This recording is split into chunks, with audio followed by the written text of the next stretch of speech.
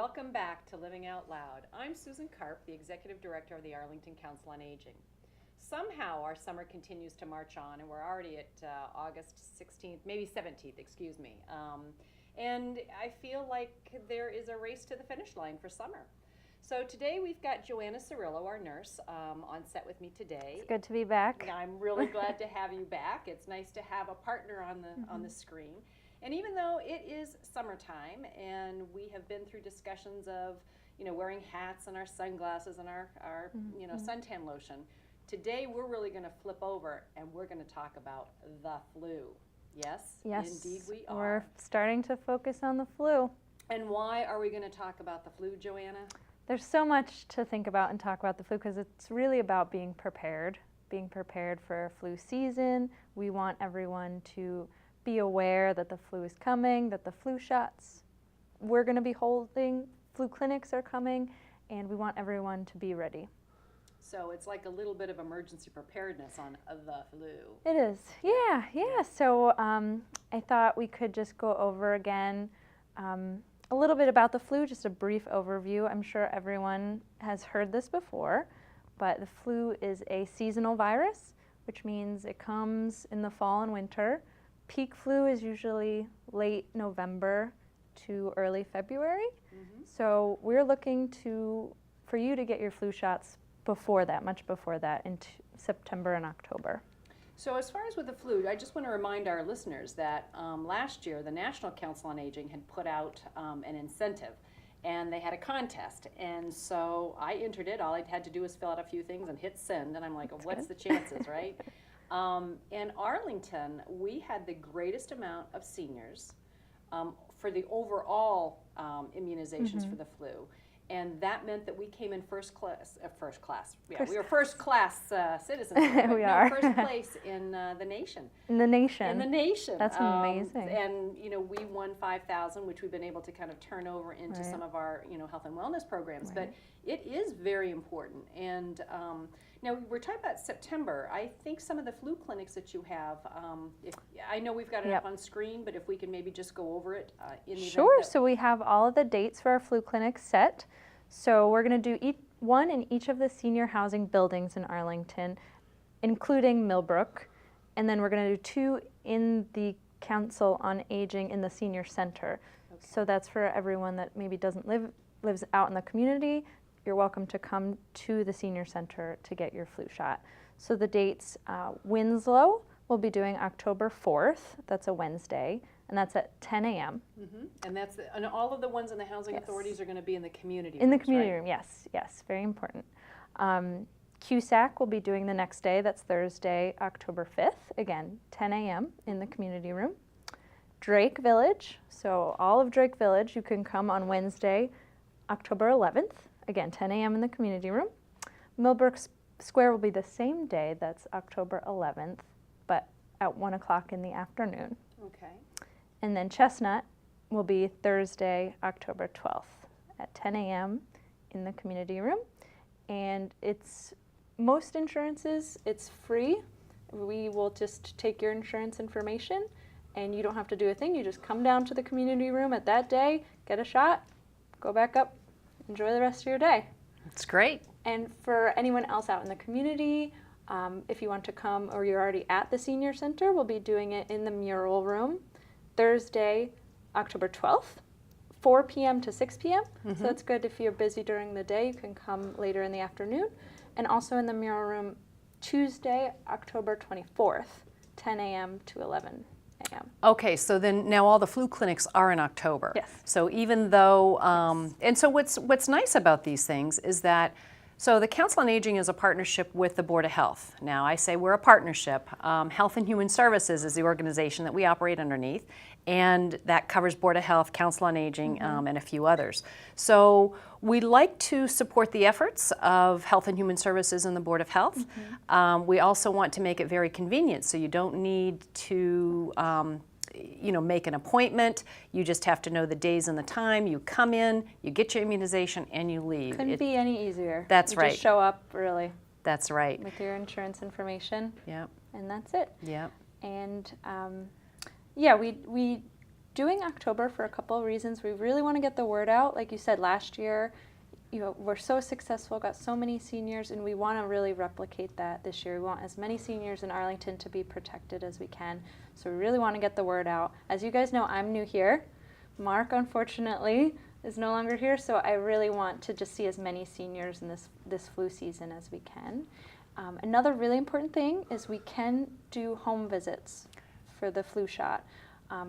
So if you are a senior yourself in your home, you can't make any of these clinics we have, or if you're a family member and you know of an elderly neighbor or mom, dad, grandpa, grandma that won't be able to come here, give us a call at the Council on Aging, and myself will come and we'll do the flu shot in your home.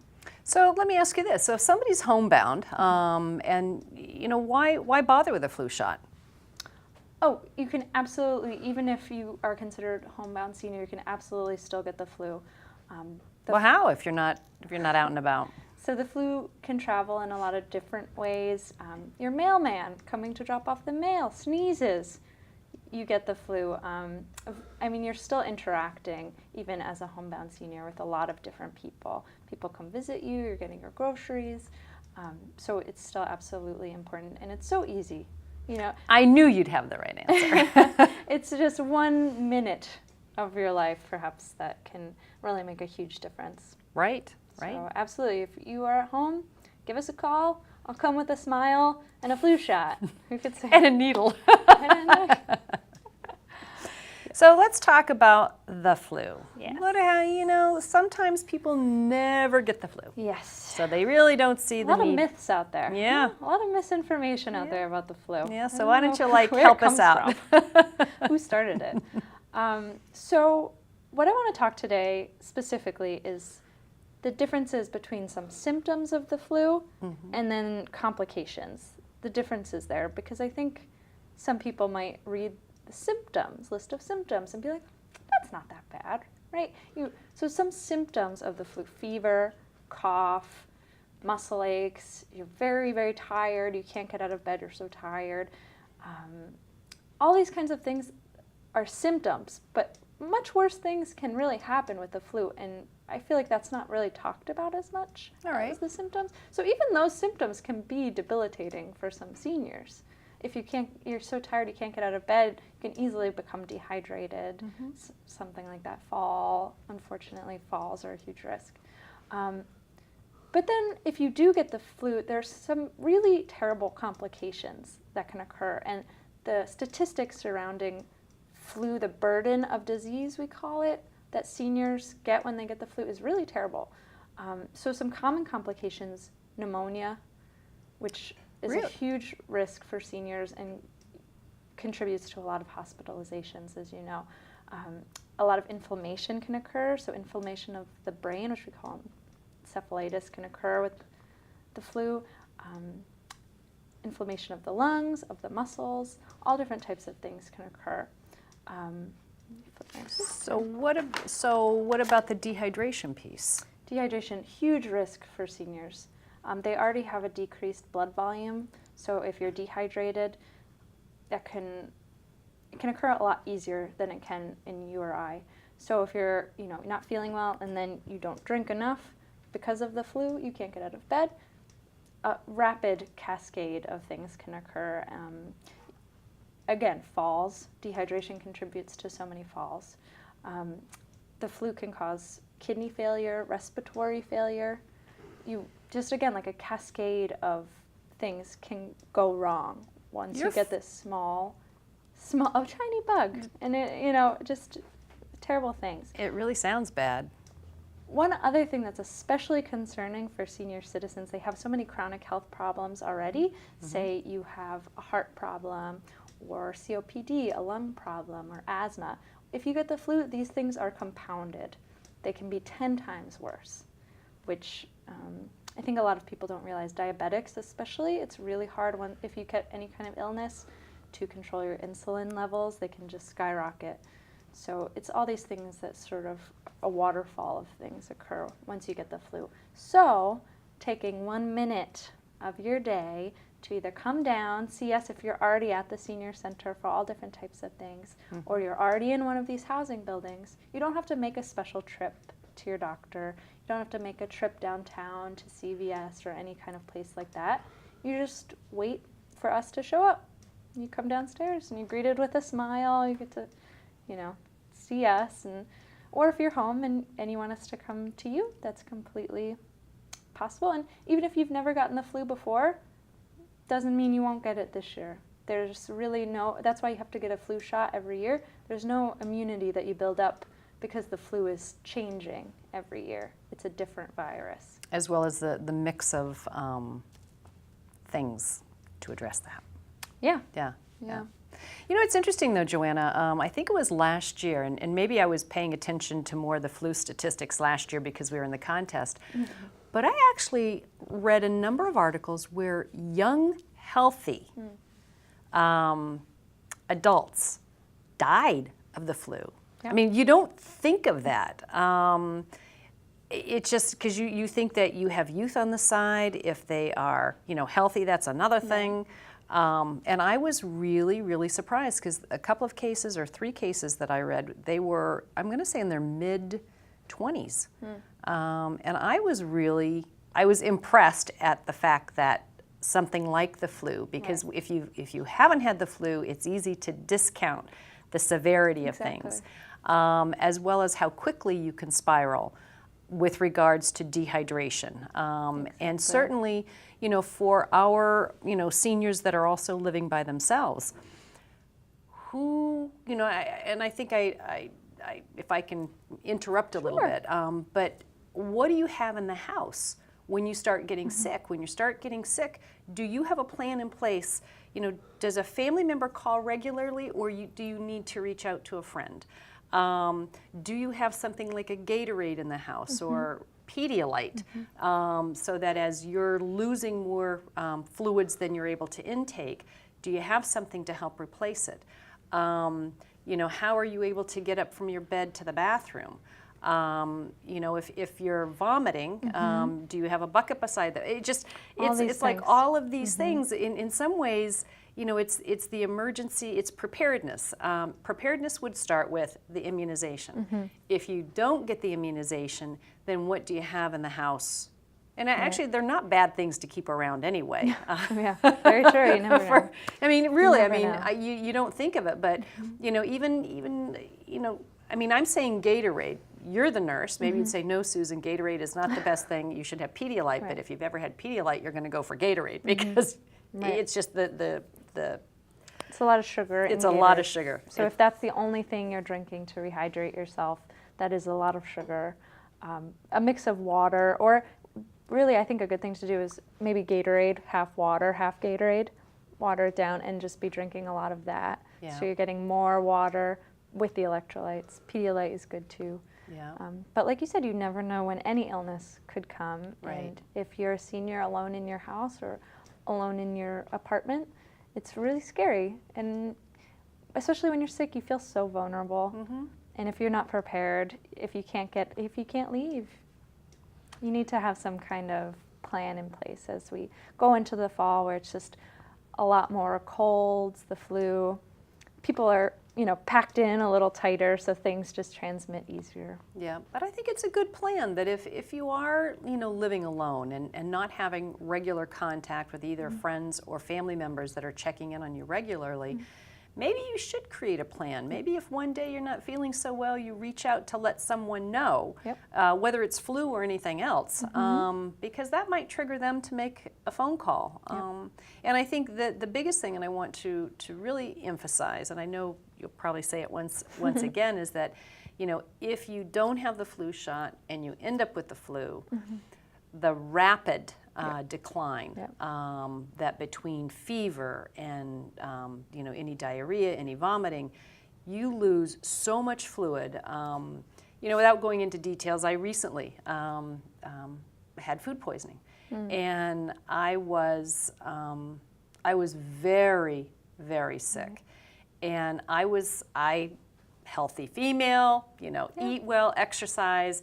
And I spiraled down so quickly that it was impressive. It reminded me that, wow, you can't argue with yourself in your head that, oh, I'm really not as bad as I, Right. you know, as I am. So Yeah. that's something to carry home that I was unpleasantly surprised about my situation, and took me actually about 2 weeks to get through it, which is with the flu, the recovery on the flu. Right. I mean, it's the same idea. I mean, I could not have taken a shot to avoid what avoid happened that. to me. But would you have if you could? Oh my gosh, I never want to go down that path again. I Yes, know. yes, and I get my flu shot through Health and Human Services every year. I do that for myself, but I also do that because I work with the at-risk population. Right. So Another thing to consider the flu, another reason to get the flu shot. You can transmit the flu even if you feel perfectly fine. right, If you haven't gotten your flu shot, you're not immunized, you can still get it with no symptoms, but you're still a carrier and you can still transmit it to other people. So if you live in one of those senior housing buildings and you interact all day with other residents, still another reason to get the flu. right. You're protecting yourself and you're protecting your loved ones. And to tell you the truth, even if you have an insurance that requires a copay, and we won't know that until after the fact. So everyone shows up with their card, and then it goes through the insurance. You know what? If it costs you $10, Right. $10 is better than a week and a half to 2 weeks of being sick or even being hospitalized. The because costs of the hospitalization. cost, right. But it's the Yeah. human cost. I mean, you lose so much time. There's so many complications. So, we're the good news bears here today because we can help you avoid, the downside to it. But it is serious. It's almost like you hear about the flu so often, every year you hear about it, that it dilutes the severity of it. That's true. It's almost like, oh, it's like a cold. I could live with it. It's fine. Or But I've never had the flu and I've never had the flu shot. Well, a couple sobering facts that I have about the flu, especially in people over 65. Half of the hospitalizations that occur from the flu are in people over 65. Okay, so half of all the hospitalizations are over 65. Wow. But almost all of the fatalities from the flu are in people over 65. So think about that. So if you're over 65, okay, a lot of people over 65 with the flu get hospitalized, but almost all of the fatalities occur in that population. Wow. So it's very risky if you do get it. And it's one of the top 10 causes of death in people over 65. The flu, and then complications from the flu. One of the top 10. 10? Yeah, all those things I said, pneumonia, exacerbating. This is not a category you want to be known as, I'm in the top 10. Yeah. Yeah. No. Yeah. You No. all Not a right. good top 10. So, and it's such an easy thing. That's why we're pushing it. Oh, good. It's such an easy thing to do, and it can really prevent a lot of bad things. Wow. So, What's the Yeah. upside here? I guess the upside would be get your flu shot and don't be the top 10. And yes. So what other kinds of things? Let's just talk about things in the cupboard to have. If you start to feel sick, because when you start feeling the flu symptoms, you want somebody just to lay there and have the flu. What do you want them to do as a nurse? So yeah, if you're feeling what we talked about in the beginning, muscle aches, really bad fatigue, fever, especially a headache. At first, it's good to have basic medical supplies like a thermometer. Track your own temperature. Fluids are really the number one. Like we talked about, something with electrolytes. Pedialyte is really good, has less sugar than a sports drink. And so Pedialyte, if you can explain a little bit for those, It's designed for pediatrics, so children, but it's the same concept of rehydration. It's rehydrating with fluids and the electrolytes that you lose through illness, through loss, vomiting, diarrhea, things like that. So it's rehydrating yourself but if you just drink too much straight water, your electrolytes could go out of balance. So it's replacing those sodium, potassium kind of electrolytes. Pedialyte and Gatorade, they both have the same sort of things. Yep, and they're in different parts of the grocery store. So Gatorade is going to be in the sports drinks and near the sodas and water and all of that. Pedialyte is located more so in the babies and children. The babies and children's diapers. aisle, whatever that aisle is. Yeah, whatever. And so you need to look. It comes flavored. It's either plain. Yep. So having that, or you can get just the little packets that you pour in water. Oh, I forgot about that. Yeah, they have that for Gatorade too. The little containers, it's just powdered. Oh, that's And you can pour it in water and kind of make a lot more of it than the pre-made stuff. Okay. Pedialyte comes in those little packets. Okay. That you pour into water. Kind of fun. All right. And that might be easier to keep in, if you live in a smaller kitchen. Yeah. That's easier to keep. Oh, that's a great idea. Yeah. That's a great idea. Another thing is a fever reducer, Motrin, something like that, to keep around. To try and get your fever under control as much as you can. If your fever lasts over just a couple of days, definitely call your doctor. Definitely let them know what's going on. Okay. Number one is stay hydrated. Stay hydrated. Yeah. So let me ask you, when you just mentioned Motrin or ibuprofen, actually, if you're on Coumadin, can you take an ibuprofen? You can. So ibuprofen is not like aspirin, where aspirin would interact with Coumadin because they're both thinning your blood in different ways. Okay. But ibuprofen doesn't have that effect. Okay. So read all your labels. And talk to your doctor. Talk to your doctor yeah. or your pharmacist. But especially if you're taking Coumadin, look out for aspirin as a fever reducer. Okay. That's a good question. All right. And a plastic bag by the side of the bed. A bucket, a plastic bag, yeah. Maybe a friend in mind that you've talked, maybe a flu friend. Yeah, it could be. No, and like actually, someone you talk to about this. Honestly, that is something that I think we possibly overlook. You need, particularly if you by yourself, let someone know when, not that, an army of friends or neighbors have to come in to, to check on you, but you never know when that little ache and pain trips right on over into something else. So, somebody that you have in mind that you can talk, that you can say, oh, I'm not feeling that great. So it doesn't get to the point where you're no longer able to get to the phone. Right. You tell them at step 1 instead of, step 3. Yeah. Well, these are all good plans to put in place. Yeah. So what else do you have about the flu? Anything?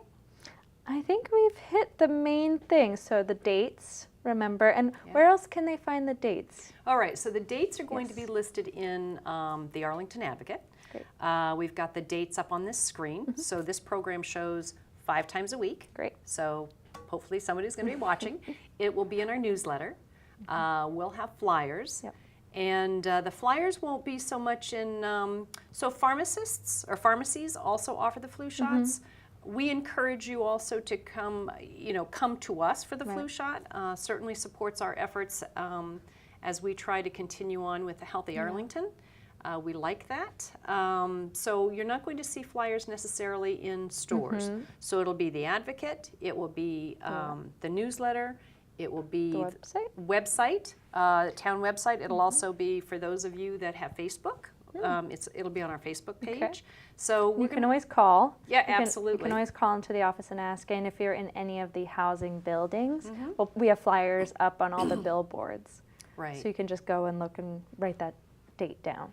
Right, and I think too pretty much at every event in the building and wherever we are, we're going to be talking about it because this is a serious, serious issue if you get it. And as I said,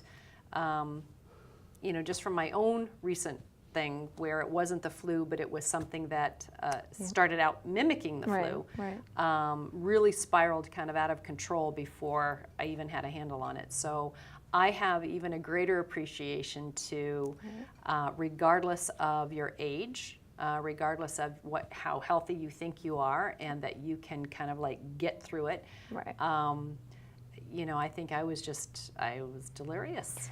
Yeah, a lot of levels, a good I was delirious. Case study. Yeah, good case in study. In a healthy person. So even if you think you're a young senior, right? Maybe you're 65, you feel great. You don't really feel like, oh, I could handle it. I'm not that old. Yeah. Still, it's might as well come. Well, there's only so much kale that you can eat, and it still comes and gets you. You could eat kale, do your push-ups every day, but sometimes it just doesn't matter. Well, Well, and I appreciate this, and we're going to continue to talk about the flu. We will. The flu shot dates. And I had really asked Joanna here today to really talk about the complications and consequences. So, just so that you know that it can and will happen if you're exposed to the flu without a flu shot.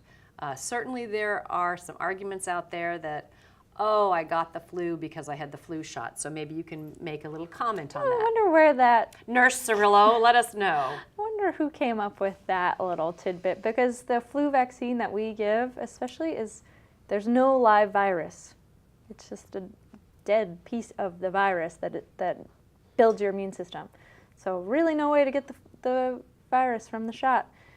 It does take a little, maybe up to a week or so to build your immunity after the flu shot. So if you're exposed in between. So if you could have been exposed a week before you got your flu shot. You got the shot and you already had the flu. Right. And it just so happened. Right, and you were exposed because the person who exposed you hadn't yet become symptomatic, so you didn't know, because you're like, well, I haven't been around anybody with the flu, and you're like, well, it spreads without you even knowing. So yeah, not possible to get the flu from the shot. All right. I'm trying to think of other misconceptions. Oh, well, the one we talked about, you can spread the flu without knowing. Right. So that's a good thing to know. Yeah. And even if you've never gotten the flu, it changes every year, so you'll never know if you've gotten it. And another thing, if you get the flu shot, it can say you get the flu shot and then you're exposed to the flu virus. You can still maybe get a very mild form of the virus, but it won't be as bad as if you hadn't gotten the shot. Well, all right. So I think our takeaway is get your flu shot. I think it is. Well, I want to thank you for joining me today. We're going to be doing other health-related topics, certainly as the summer finishes up. Joanna will also be at the Arlington for All Ages 5K race. Oh, yes. I'm not sure, are you running? I don't think I will be. I'll be supporting all the runners. As I will too. So we certainly will be seeing you around, and we thank you all for joining us on Living Out Loud. Until we see you again, thank you.